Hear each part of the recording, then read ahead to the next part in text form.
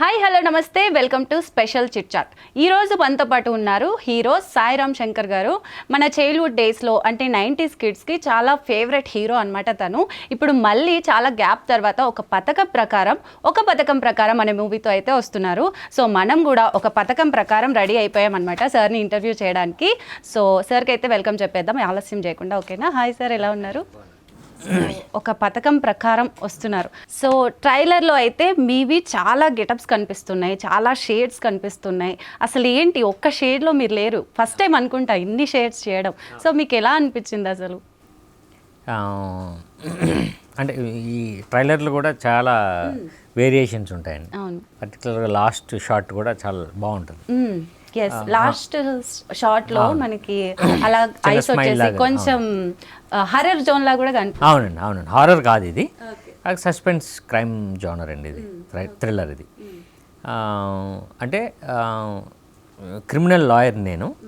ఆ లాయరు తాలూకా లైఫ్లో జరిగిన ఒక సంఘటన ద్వారా అసలు ఏమైంది కదా, క్రిమినల్ లాయరా లేకపోతే క్రిమినల్లా, ఓకే, ఇలా వెళ్తున్న నా క్యారెక్టరేషన్ అండి.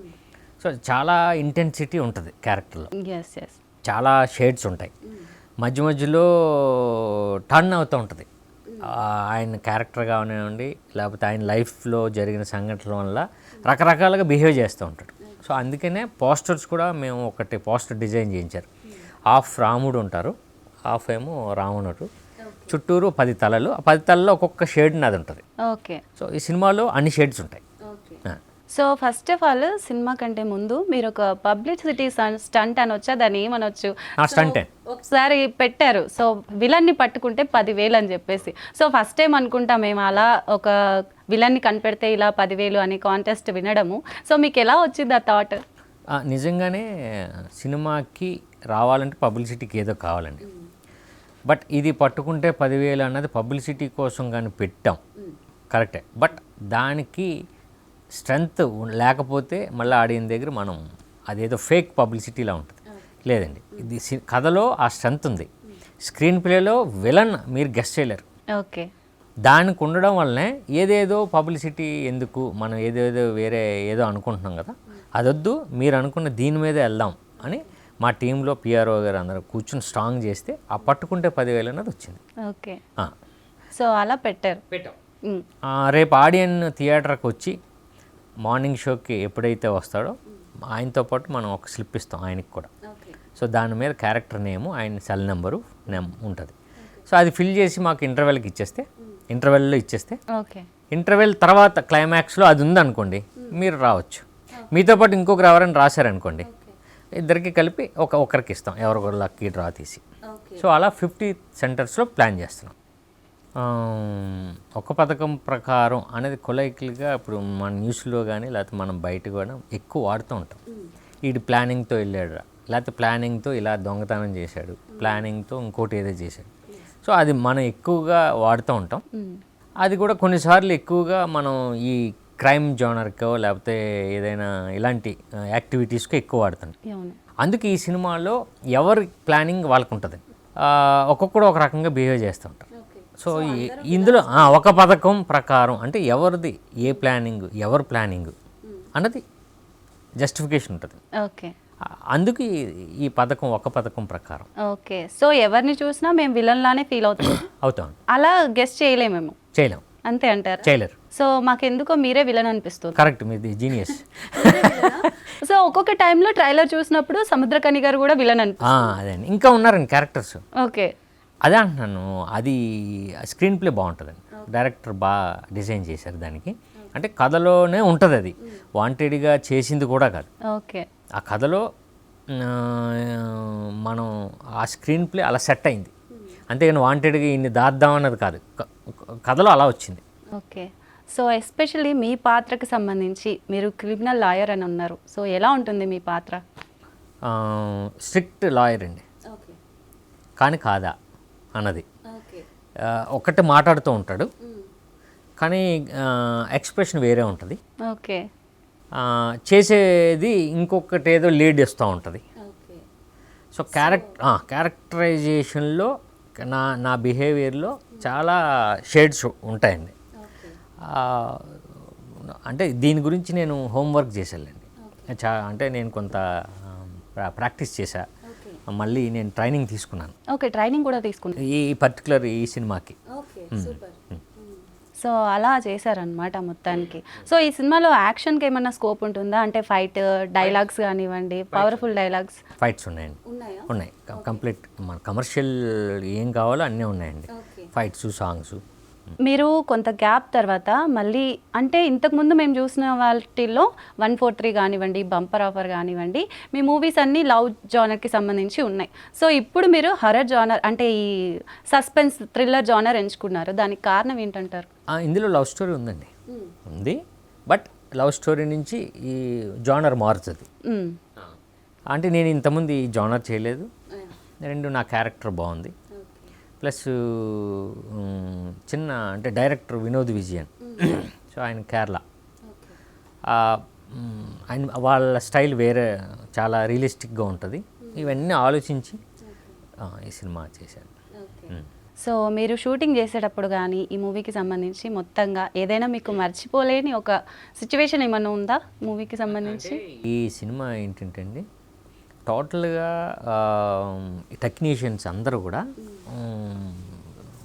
National award winners. Yes. So అంటే మన ఇండియాలో వాళ్ళ పేరు ఉంటుంది ఇండస్ట్రీలో. ఓకే. ఇండియన్ ఫిల్మ్ అనుకో సినిమాలో వీళ్ళు కూడా ఒకరు. కెమెరామ్యాన్, ఆయన చాలా బాలీవుడ్లో చాలా పెద్ద కెమెరామ్యాన్. గోపి సుందర్ గారు, రాహుల్ రాజ్ మ్యూజిక్, తర్వాత మేకప్ మ్యాను మ్యూజిక్, తర్వాత ఆర్ట్ డైరెక్టర్. వీళ్ళందరితో పని చేయడమే ఈ సినిమాకి నాకు గుర్తుండిపోయే, ఈ సినిమా ఒక పెద్ద నాకు లైఫ్లో గుర్తుండిపోయే ఒక సంఘటన లాంటిదని. వీళ్ళతో మళ్ళీ నేను వర్క్ చేయలేను. అవుట్పుట్ చూసిన తర్వాత వీళ్ళు కానీ లేకపోయి ఉండుంటే, డైరెక్టర్ వీళ్ళందరూ లేకపోయి ఉండుంటే, మళ్ళీ నన్ను ఇంకొకరు ఎవరు ప్రజెంట్ చేయలేరేమో అని నాకు అనిపించింది. సో ఇంకోటి ఏంటంటే, మేము మీ ఇంటర్వ్యూస్ చూసినప్పుడు డాగ్స్కి సంబంధించి ఒక ఇన్సిడెంట్ అయితే చెప్పారు. సో 25 డాగ్స్తో ఫైట్ ఉంటుంది అది ఇది అని చెప్పేసి, అది కూడా మాకు ఒకసారి ఎక్స్ప్లెయిన్ చేయండి. అది క్లైమాక్స్లో వస్తుందండి. క్లైమాక్స్ ఎక్కడో వస్తుంది. ఆ డాగ్స్ మధ్యలో ప్లాన్ చేసాం. అవన్నీ కొంచెం అంటే అవన్నీ కొంచెం జాగ్రత్తగా ఉండాలి ఆ డాగ్స్. ఓకే. ట్రైనర్ ట్రైన్డే కానీ ఎలా బిహేవ్ చేస్తే తెలియదు కదండి. అవి డాబర్మని ఇవన్నీ ఉన్నాయి. ఆయన ఎవరైతే ఆ డాగ్ టేకర్ ఉన్నాడో ఆయన జస్ట్ బయటకి అక్కడికి వెళ్ళాడు. బట్ ఇక్కడ ఫైట్ జరుగుతుంది. అవి నా దగ్గరికి రాలేదు కానీ, బట్ ఒక్కటి మాత్రం వచ్చేసింది, ఆ గ్రిల్స్లోంచి వచ్చింది. వచ్చిన తర్వాత నాకు వెళ్ళడానికి వే ఉండదులేండి, సినిమాలో చూస్తే తెలుస్తుంది. అన్ని గ్రిల్లే ఉంటుంది. నేను పైకి వెళ్ళడానికి కుదరదు, ఉండదు. సో అప్పుడు దాన్ని తప్పించుకోవడానికి పైకి ఎక్కాను. నిజంగానే ఎక్కేసారు పైకి? ఓకే. కానీ ఎవరు రావట్లేదు. ఓకే, ఎవరు రాలేరా మీ వాళ్ళు? ఓకే. సో ఆయన వచ్చాడు, వచ్చి దాన్ని తీసుకెళ్ళాడు. ఇప్పుడు మీరు ఇంతకు ముందు చేసిన సినిమాలకి ఈ సినిమాకి మధ్య తేడా ఏంటంటే మీరు ఏం చెప్తారు? చాలా తేడా ఉందండి. అది అంటే నేను చేసినవి చాలా ఉన్నాయి. ఎంటర్టైన్మెంట్స్ ఉన్నాయి, తర్వాత థ్రిల్లర్ ఉన్నాయి. సో ఇది ఒక సెపరేట్ అండి. నాకు ఆర్టిస్ట్గా నాకు ఒక మెచ్యూర్డ్గా చేశాను అని రేపు ఆడియన్స్ ఓకే సెటిల్డ్గా చేశాడు అంటే ఆ క్యారెక్టర్ కూడా అలాంటిదిలేండి. ఇప్పుడు నేను ఇంతకుముందు చేసిన సినిమాలాగా ఇది అలా ఉండదు. కొంచెం ఇంటెన్సిటీగా, కొంచెం కొంచెం అంటే ప్రొఫెషన్ కూడా అలాంటిదే కాబట్టి, సో నా బిహేవియర్లో కానీ నా చేసే విధానంలో కానీ చాలా స్టాండర్డ్లో ఉండేటట్టు డైరెక్టర్ నాకు ఇన్పుట్స్ అన్నీ ఇచ్చాడండి. డెఫినెట్గా చాలా తేడా ఉంటుందండి. రేపు ఆడియన్స్ చూసిన తర్వాత లేకపోతే మీరు చూసిన తర్వాత తేడా తెలుస్తుంది. ఓకే, డిఫరెన్స్ ఉంది ఇంతకుముందు సినిమాకి దీనికి. Okay. February 7th movie release కదా, సో అదే రోజు తండేల్ మూవీ కూడా వస్తుంది. సో అది కూడా భారీ బడ్జెట్తో, ఇలా భారీ సాయి పల్లవి గారు, నాగ చైతన్య గారు ఇలా ఉన్నారు. సో ఆ మూవీకి సేమ్ డేట్ మీ మూవీ కూడా వస్తుంది. సో మీరు దీన్ని ఎలా రిసీవ్ చేసుకుంటారు? కాదండి, తండేల్ వస్తుందని తెలుసండి. అంటే మేమేమంటుంది అంటే అదే రోజు మనకి అంటే అది పెద్ద సినిమా తర్వాత ఇంకో సినిమా లేదు, సో రావచ్చు అని ఉంది. బట్ అది అంటే రిలీజింగ్ అంతా చాలా బిగ్ స్కేల్లో రిలీజ్ అవుతుంది, భారీ బడ్జెట్. సో స్టార్ కాస్టింగ్ కూడా వేరు, మన బ్యానర్ అన్నీ వేరు. సో అది దాని పక్కనే మేము వస్తున్నామండి, దాంతో పాటు కాదు. సో నేను అంటుంది ఏంటంటే ఒక 5 థియేటర్లు ఉంటే ఒక థియేటర్ మాది ఉంటుంది. ఓకే, అంతే. బీట్ చేస్తుంది అన్న కాన్ఫిడెన్స్ ఉందా మీకు? అదే అంటున్నాను, ఆ కంపారిజన్ అలా కాదు కదండి. సో అలాంటి మనం ఆలోచించకూడదు, అది కరెక్ట్ కాదు కూడా. అంటే ఒక పెద్ద సినిమాతో ఈ సినిమాలు కూడా రావచ్చు, ఎందుకంటే షేర్ ఇప్పుడు నేను చెప్పాను కదండి, ఒక 10 థియేటర్స్ ఉన్నాయి అనుకుని ఒక 2-3 మావి ఉంటాయి. ఓకే, సో అంతే తప్ప దానికి దీనికి కంపేర్ చేయకూడదు. సో ఇప్పుడు థియేట్రికల్ మూవీస్ కంటే కూడా ఎక్కువగా వెబ్ సిరీస్ వస్తున్నాయి. సో మీరు ఏవైనా వెబ్ సిరీస్లో యాక్ట్ చేస్తున్నారా? కాదండి, ట్రై చేస్తున్నాను. ఏదైనా నాకు ఇంట్రెస్ట్ అండి బాగా వెబ్ సిరీస్ చేయడం. ఇప్పటివరకు ఏది చేయలేదా వెబ్ సిరీస్? అంతే సెట్ అవ్వట్లే, చేయలేదండి నేను. చేయలేదు. కథలైతే వింటున్నాను కానీ ఇంకా సెట్ అవ్వలేదు, ప్రాపర్గా ఇంకా అవ్వలేదు. ఓకే, సో ఈ trailer, so famous director Indian film ఇండస్ట్రీలో పూరి జగన్నాథ్ గారు మీ బ్రదర్, సో మీరు సార్కి చూపించారా ట్రైలర్? పంపించాను, చూశారు. ఓకే, ఏమన్నారు? నచ్చింది డెఫినెట్గా. అంటే ప్రతి ఫిల్మ్ మేకర్కి ఓకే బాగా చేశారు అంటారు, అది ఎవరైనా అండి. ఇండస్ట్రీలో మనం ఎంత పెద్ద డైరెక్టర్కి పంపించినా, ఎంత పెద్ద టెక్నీషియన్కి పంపించినా వీళ్ళు వర్క్ చేశారు అన్నది ట్రైలర్లో తెలుస్తుంది. అంటే ఫిల్మ్ మేకర్స్ అదే చూస్తారు కదండి, వీళ్ళు స్టాండర్డ్లో చేశారా లేదా అన్నది చూస్తారు ఫస్ట్. అది అన్నయ్యకి బాగా నచ్చింది, లేదు బాగా చేశారు అన్న. ఫస్ట్ రియాక్షన్ ఎలా ఉంది? మీరేం ఫీల్ అయ్యారు ఫస్ట్? ఏది? పూరి జగన్నాథ్ గారు చెప్పినప్పుడు ఫోన్లోనే మాట్లాడాను. కలవలేదా? లేదు, ట్రైలర్ పంపించారు, చూశారు. సో అంత పెద్ద స్టార్ డైరెక్టర్ మీ ఇంట్లో ఉన్నా కూడా మీరు గ్యాప్ తర్వాత మళ్ళీ రీఎంట్రీ టైప్లో వేరే డైరెక్టర్తో వచ్చారు. సో ఏంటి అది, ఎందుకు అలా? వస్తామండి మా డైరెక్టర్స్ మా పని వేరు కదా. ఎందుకు పూరి జగన్నాథ్ గారిని అడగలేదా ఎప్పుడైనా, ఇలా నేను కంబ్యాక్ అవ్వాలనుకుంటున్నాను అలా అని చెప్పి? ఆయన బడ్జెట్స్, ఆయన సినిమా స్కేళ్ళు అదంతా అది వేరు. నేను నా బడ్జెట్స్, నా డైరెక్టర్స్, నాతో చేసే ప్రొడ్యూసర్స్ సెపరేట్, అది మాది వేరండి, అది బిగ్ స్కేల్ కదా. ఓకే, సో గ్యాప్ ఎందుకు వచ్చిందంటారు? 2017 అనుకుంటాను మీది లాస్ట్. అవునండి, అవును. గ్యాప్ ఎందుకు వచ్చింది అసలు? అంటే మేము అనుకున్న సినిమాలు ఏదో ఒక ప్రాబ్లం వస్తూ ఉంటుంది. సో అది చిన్న గ్యాప్లు అయినాయి. రిలీజింగ్ దాని ముందు సినిమాలు కరెక్ట్గా నాది ఆడకపోవడం. ఓకే, మధ్యలో మనకి 2020లో ఆ కరోనా 2 years అలా అసలు అన్నీ వచ్చినాయిలేండి. ఓకే, నేను పర్టికులర్గా గ్యాప్ అన్నది నేను తీసుకోలేదు. ఆ పరిస్థితులు, నా సినిమాలు ముందు ఆడకపోవడం, అనుకున్న సినిమా కరెక్ట్ టైంలో మేము చేయలేకపోవడం, సో అలా వచ్చింది.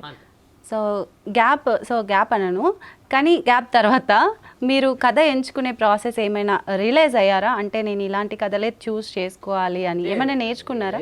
ఏముండదండి, జాగ్రత్తలు తీసుకుంటాం. ఇంతకుముందు ఇది వర్కౌట్ అవ్వలేదు కదా, దీంట్లో ఏం చేయగలం. ఇంకోటి ఏంటంటే ఈ కథ ఆడుతుంది అని దిగుతాం, కథ బాగుంటుందని. బట్ ఆడియన్ అది రిజల్ట్ ఆడియన్నే. బట్ ఎప్పుడు కూడా మన జడ్జిమెంట్ కరెక్టా కాదన్నది అక్కడికి వెళ్ళేంత వరకు తెలియదు. ఓకే, సో అంతే. ఫస్ట్ ఈ ఒక పథకం ప్రకారం సినిమాకి పునాది ఎలా పడింది అంటారు? ఎవరి ఐడియా అసలు? డైరెక్టరు నాకు ఎప్పటి నుంచో ఫ్రెండ్ అండి. ఆయన అక్కడ కేరళలో ప్రొడక్షన్ చేశాడు, డైరెక్షన్ కూడా చేశాడు. తెలుగులో నాతో చేద్దామని ఎప్పటి నుంచో 15 years నుంచి అనుకుంటున్నాం. ఓకే, కామన్గా మాకు వినీత్ గారు ఉన్నారు, ఆయన నాకు ఫ్రెండ్. ఆయన కూడా ప్రొడక్షన్ చేద్దామన్నారు. బట్ వీళ్ళిద్దరు ఫ్రెండ్స్ కాదు కానీ ఒక దగ్గర కలిశారు. తెలుగు సినిమా చేద్దామని ఇద్దరు అనుకుంటున్నారు. బట్ ఎవరితో అంటే నాతోటే ఇద్దరు అనుకున్నారని అప్పుడు తెలిసింది వాళ్ళకి. ఓకే, అప్పుడు వాళ్ళిద్దరు నాకు ఫోన్ చేసి నాకు ఈ సినిమా నాకు అలా వచ్చింది. ఓకే, కథ విన్నప్పుడు మీకు ఏమనిపించింది? ఫస్ట్ కథ నాకు స్క్రిప్ట్ తెచ్చిచ్చాడు, ఎందుకంటే ఆయన తెలుగు తక్కువ. నేను చెప్పినా సరే తెలుగులో స్క్రిప్ట్ నాకు ఇచ్చాడు. తెలుగు నేను అప్పుడు చదివాను. ఓకే, చదువుతున్నప్పుడు నేను అదే ఫీల్ అయ్యానండి. ఇది ఒకటి కథగా వస్తే నాకు కొత్తది అవుతుంది, ప్లస్ అదే ఈ సస్పెన్స్ అన్నది చదువుతున్నప్పుడు కూడా ఎవరు వెళ్ళను అన్నది నాకు కూడా సో మీరు కూడా గెస్ట్ చేయలేకపోయారా స్క్రిప్ట్ చదివేటప్పుడు? మనకు గెస్ట్ చేయలేమండి. ఓకే. ఇప్పుడు అలా చేస్తున్నప్పుడు ఎవరు వెళ్ళను, ఎవరు ఈయన కాదు ఈయన అన్నది మనకు తెలీదు. చదువుతూ ఎప్పుడుకో కనెక్ట్ అవుతుంది. ఓకే. మీకు ఇప్పుడైతే విలన్ ఎవరో తెలుసు కదా? ఎవరికండి? మీకు. నాకు తెలియదు. మీకు మీ సినిమాలో మీకు విలన్ ఎవరో తెలియదా? సో తెలుసు అదే. సో ఇంటర్వ్యూ అయిపోయిన తర్వాత నాకు ఒకసారి చెప్పండి, నేను కాంటెస్ట్లో పేరు రాసేసి నా పేరు ఇచ్చేస్తాను. ఓకే, 10,000 ఇచ్చేస్తాం. సో మీరు చెప్పండి, నాకు చోలో చెప్పండి, నేను అలా కాంటెస్ట్ విన్ అయిపోతాను. ఓకేనా? డన్నా? డన్. ఓకే. మీరు సముద్రకనిత గారితో కూడా వర్క్ చేశారు. సో సార్తో ఎక్స్పీరియన్స్ ఎలా ఉంది? ఆయన చాలా అంటే అందరిని బ్రదర్ అంటాడు ఆయన అండి. అప్పటికే ఆయన మంచి డైరెక్టర్, హిట్లు కొట్టారు. ఇక్కడ కూడా ఆయన బాగా వెళ్ళనండి. డైరెక్టర్కి ఏం కావాలో అది చేస్తాడండి. అయితే బాగా వర్క్ చేస్తారు. ప్రతి సీన్లో కూడా ఆర్టిస్ట్గా ఏదో ఒకటి చేయాలనుకుంటూ ఉంటాం కదా, ఆయన దాని మీద ఇప్పుడు ఏం చేద్దాం, ఇప్పుడు ఏది తీసుకుందాం, యాపిల్ తీసుకుందాం, ఇలా ఏదో ఆయనకైనా వర్క్ చేసుకుంటూ ఆ క్యారెక్టర్లో ఇన్వాల్వ్ అవుతారు. ఈ సినిమాలో పర్టికులర్గా సముద్రగని గారు మనకంతా సీరియస్ రోల్సే. ఇక్కడ ఫస్ట్ టైము ఆయన నుంచి మనకి ఎంటర్టైన్మెంట్ వస్తుంది. ఓహో, ఓకే. ఆయన సీరియస్, బట్ మనకి కానీ ట్రైలర్లో చూపించలేదు ఆ కామెడీ సెన్స్. ట్రైలర్లో ఇంక అన్ని చూపిస్తే ఇంక సినిమాలో ఏం చూపిస్తాం.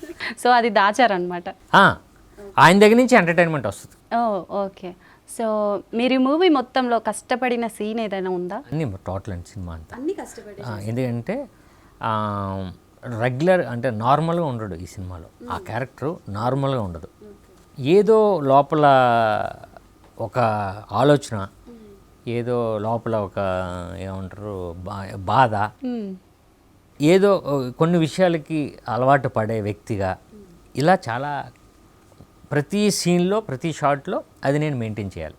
ఓకే. ఫస్ట్ నుంచి లాస్ట్ వరకు, ఏదో మధ్యలో తప్ప. ఇది నాకు ఆ మూడ్లో ఉండాలండి. సో ఇన్ని షేడ్స్ చేశారు కదా, ఏదన్నా ఒక షేడ్ మీ రియల్ లైఫ్కి కనెక్ట్ అయిందా? అంటే నార్మల్ ఆ సినిమా క్రిమినల్ లాయర్ అంటే నేను ఎప్పుడు అది చేయలేదు కదా. ఓకే. సో మధ్యలో అంటే ఏమో తెలీదు మధ్యలో. సో ఏవి కనెక్ట్ అవ్వలేదా? అయ్యే ఉంటాయి ఖచ్చితంగా. ఏమో చూడాలి రేపు. మీరు ఆలోచించుకోవాలా ఏది కనెక్ట్ అయింది నాకు అని చెప్పి. అవును. ఓకే. సో హీరోయిన్తో మీ రిలేషన్ ఎలా ఉంది? అంటే మూవీలో ఎలా ఉంటుంది లవ్ స్టోరీ అనేది? లవ్ స్టోరీ అండి.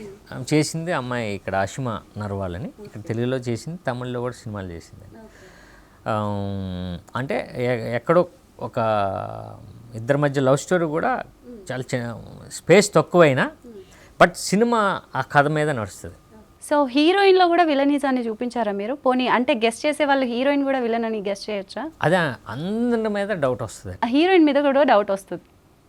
అవునా కాదా అన్నదే క్లైమాక్స్లో తెలుస్తుంది. క్లైమాక్స్లో రివీల్ చేస్తారు అయితే మొత్తానికి. సో పర్సనల్గా పూరి జగన్నాథ్ గారు మీతో ఎలా ఉంటారు? అంటే పర్సనల్ లైఫ్లో ఎలా ఉంటారు? బ్రదర్గా ఉంటారు. సో అంటే కోపంగా ఉంటారా లేకపోతే? ఆయన కూల్ అండి, ఎప్పుడు కూల్. అంటే డైలాగ్స్ అలా ఫట్ ఫట్ ఇచ్చేస్తారు కదా మూవీస్లలో, అలా మీతో ఏమైనా డైలాగ్స్ లాగా మాట్లాడతారా? కాదండి, మామూలు క్యాజువల్. So okay. ఇప్పుడు మీ నుంచి ఇంకా మూవీస్ వస్తున్నాయని అయితే చెప్తున్నారు. సో అప్కమింగ్ ప్రాజెక్ట్స్ ఏమి? కమిట్ అయ్యానండి, ఒకటి కమిట్ అయిపోయారు ఆల్రెడీ. ఓకే. అది ఏ జోనర్కి సంబంధించింది? అది చిన్న క్రైమే కానీ చిన్న మైథలాజికల్ టచ్ ఏది ఉంటుంది. ఓకే. సో మొత్తానికి ఈ జానర్లోకి వచ్చేస్తున్నారా మీరు? ఏ జానర్? హిట్ జానర్లో రావాలి కదండి ఎప్పుడు. అదే. సో మొత్తానికి ఒక పథకం ప్రకారం ఈ సినిమా గురించి మీరేం చెప్పాలనుకుంటున్నారు? సార్, ఇది Feb 7th రిలీజ్ అవుతుందండి. అంటే నేను అనుకోవడం థియేటర్ రావడానికి మాకు పట్టుకుంటే 10,000 అన్నది గ్యారంటీగా అది చాలా ఉపయోగపడింది. ఓకే. సో దాని గురించి వచ్చిన వీళ్ళు పెట్టింది కరెక్టే అని ఆడియన్స్ కూడా అనుకుంటారు. వచ్చిన వాళ్ళు నిజంగానే ఈ సినిమాలో ఆ స్క్రీన్ ప్లేలో కథలో వీళ్ళు డెఫినెట్గా పాస్ అయ్యారు అని రేపు ఆడియన్ అంటారండి. ఓకే. సో వచ్చిన ఆడియన్ను కొత్తగా అయితే ఫీల్ అవుతారండి. అంటే మనం చూసాం చాలా, ఇప్పుడు మలయాళీ ఫిల్మ్స్ మనం చాలా వరకు దగ్గరయ్యాం ఈ ఓటీటీలో. అవును. ఇది అలా ఉంటుంది, ఎందుకంటే మొత్తం టెక్నీషియన్స్ వాళ్ళే. మీరు స్క్రీన్ ప్రెజెన్స్ చాలా రియలిస్టిక్గా ఉంటుంది. తో పాటు మన తెలుగు కావాల్సిన కమర్షియాలిటీస్ మీరు అన్న ఫైట్స్ కానీ సాంగ్స్ కానీ అవి ఉంటూ మనల్ని ఎవరు వెళ్ళను అని మీరు సెకండ్ హాఫ్ నుంచి మీరు ఎడ్జ్ ఆఫ్ ది సీట్ అంటే ఆ సినిమానే మిమ్మల్ని హోల్డ్ చేసేస్తుంది. ఈడేమో అనుకుంటాం, కాదు ఈయన కాదు ఈయన కాదు ఈయన, ఇలా వెళ్తూ మనం ఆ కథలో ఇన్వాల్వ్ అవుతాం. మీరు ఎవ్రీ క్రాఫ్ట్ ఇందులో అంటే కెమెరామ్యాన్ దగ్గర నుంచి ఆ తర్వాత సౌండ్ డిపార్ట్మెంటు చాలా స్టాండర్డ్లో ఉంటుంది. రేపు పొద్దున్న ఇది ఏ నెట్ఫ్లిక్స్కో లేకపోతే అమెజాన్కో వచ్చినా వాళ్ళ ఒరిజినల్స్ ఏ స్టాండర్డ్లో ఉంటాయో ఈ సినిమా ఆ స్టాండర్డ్లో ఉంటుంది. డెఫినెట్గా రేపు స్క్రీన్ ఆడియన్స్ వచ్చినప్పుడు వీళ్ళు చెప్తుంది 100% కరెక్ట్. ఇప్పుడు నేను ఏదైతే చెప్తున్నానో అది 100% ఫీల్ అవుతారండి. సో డబ్బులు పెట్టి వాళ్ళు చూస్తున్నారు. బట్ మేమేంటంటే మీరు చూసిన దానికి మేము కూడా చిన్నగా మా వైపు నుంచి ఇది అని ఒక 10,000 ఆఫర్ పెట్టాం. సో మీరు క్లైమాక్స్ వరకు మీ సినిమా చూసి ఆ 10,000 గెలుచుకోవాలనే మా ఆలోచన. ఓకే, డిజిటల్ స్ట్రీమింగ్ అన్నారు ఇందాక. సో ఏ ప్లాట్ఫామ్కి ఇచ్చారు ఏమన్నా? లేదండి, ఇంకా డిస్కషన్ ఏదో జరుగుతుంది ప్రొడ్యూసర్స్తో. బట్ ఏ ప్లాట్ఫామ్ వచ్చినా రేపు థియేటర్లో మంచి రిజల్ట్ వస్తుందని దానికి 2 times ఓటీటీలో వస్తుంది. ఓకే, అది చూడొచ్చు. ఉందండి, చూడొచ్చు. ఇంట్లో కూర్చొని హ్యాపీగా ఆ సినిమాని థ్రిల్లర్ అనేసరికి మన ఇంట్లో చూడగలం. సో ఇది చూశారు కదండి. ఒక పథకం ప్రకారం మూవీలో అయితే చాలా షేడ్స్ ఉన్నాయి, చాలా ఇంటెన్స్గా సాగుతుంది కదా, అండ్ చాలా సస్పెన్సెస్ ఉన్నాయి అని చెప్పి సార్ అయితే మనకి చాలా బాగా ఎక్స్ప్లెయిన్ చేశారు. సినిమా కూడా చాలా హిట్ అయ్యాలనే అనిపిస్తుంది. ప్రమోషన్స్ కానివ్వండి మనకి చాలా బాగా అవుతుంది.